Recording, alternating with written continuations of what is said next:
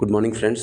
तो आज जो हम टॉपिक देखने जा रहे हैं वो पॉलिटी से रिलेटेड है और ये कैग है। कैग यानी कि फुल फॉर्म इसका अगर देखें तो controller and auditor general of India. इसका प्रोविज़न जो है हमारे कॉन्स्टिट्यूशन के आर्टिकल 148 में दिया गया है। तो इसमें आज हम देखेंगे, छोटा सा टॉपिक है, वीडियो भी छोटा होगा। तो वीडियो अच्छा लगा तो ज़्यादा से ज़्यादा लाइक करिएगा, सब्सक्राइब करिएगा और शेयर करिएगा। तो चलिए हम स्टार्ट करते हैं। तो सबसे पहले अगर हम देखें तो कैग जो है वो हमारे कॉन्स्टिट्यूशन में आर्टिकल 148 में दिया गया है इसका प्रोविज़न। और ये जो है हेड होता है इंडियन ऑडिट का, अकाउंट डिपार्टमेंट का। ठीक है। इसको जो है गार्जियन ऑफ पब्लिक पर्स भी कहा जाता है। ये डायरेक्टली क्वेश्चन पूछ दिया जाता है स्टेटमेंट में कि who is the guardian of public purse. और इसके अलावा वो कंट्रोल भी करता है entire financial system, both centre and state level. ठीक है। इनका अपॉइंटमेंट यानी कैग का अपॉइंटमेंट जो है वो प्रेसिडेंट ऑफ इंडिया के द्वारा किया जाता है।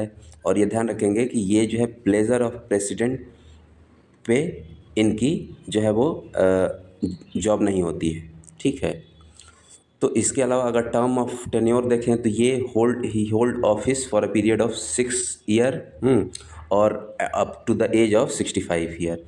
इसके अलावा अगर रिमूवल देखें तो रिमूव जो है करने का प्रोविज़न जो है वो, जैसे सुप्रीम कोर्ट के जज को, हाई कोर्ट के जज को जो है रिमूव किया जाता है, वही सेम प्रोसीजर जो है वो कैग को रिमूव करने के लिए यूज़ किया जाएगा। यानी कि दोनों हाउस से, लोकसभा से और राज्यसभा से जो है वो आपकी स्पेशल मेजॉरिटी से जो है किसी बिल को पास करना पड़ेगा, तब जो है ये जो है रिजोल्यूशन पास करना पड़ेगा, तब जो है वो कैग को रिमूव किया जा सकता है।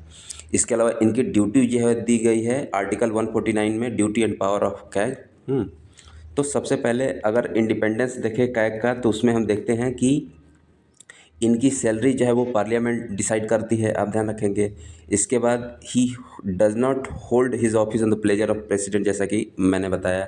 और इंडिपेंडेंस ये भी है कि इनको जो है वो यानी कैग को जो है रिमूव करने का काम कौन करेगा, तो वो प्रेसिडेंट ऑफ इंडिया करते हैं जब बिल पास हो जाएगा तब। ड्यूटी देखें तो ड्यूटी में मैंने बताया ना कि ऑडिट, ये जो है ऑडिट करता है। क्या करता है ऑडिट?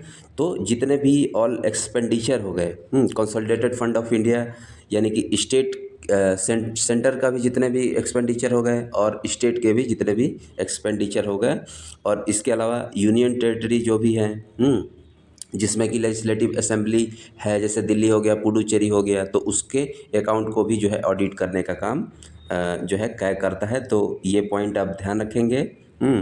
और जो ऑडिट करने के बाद जो रिपोर्ट सबमिट करता है कैग, वो किसको करता है, तो वो ध्यान रखेंगे प्रेसिडेंट ऑफ इंडिया को जो है वो, प्रेसिडेंट ऑफ इंडिया को जो है कैग अपना रिपोर्ट सबमिट करता है। ये किस आर्टिकल में दिया गया है, तो ये आर्टिकल 151 जो है वो इसमें दिया गया है। ठीक है। और उस रिपोर्ट को जो है फर्दर प्रेसिडेंट जो है वो बोथ हाउस के समक्ष जो है रखता है। ठीक है। तो देखें तो अगर हम इंपॉर्टेंट आर्टिकल देखें कैग से रिलेटेड, तो सबसे पहला तो आर्टिकल 148 है जिसमें कि कैग का प्रोविज़न दिया गया है। दूसरा आर्टिकल 149 है जिसमें कि दिया गया है आपका duty and power of CAG, duty and power of CAG. Next अगर हम देखें तो 150 है। 150 में क्या दिया गया है, जैसे कि ये अकाउंट कौन कौन से अकाउंट हैं, जैसे यूनियन के जो अकाउंट है और स्टेट के जो अकाउंट है उसको ऑडिट करने का काम कैग करेगा। और लास्ट आर्टिकल जो है वो आर्टिकल 151 है जिसमें कि ये दिया गया है कि ऑडिट रिपोर्ट के बारे में दिया गया है। तो ये छोटा सा वीडियो था, अच्छा लगा हो तो ज़्यादा से ज़्यादा इसको लाइक करिएगा, सब्सक्राइब करिएगा और शेयर करिएगा।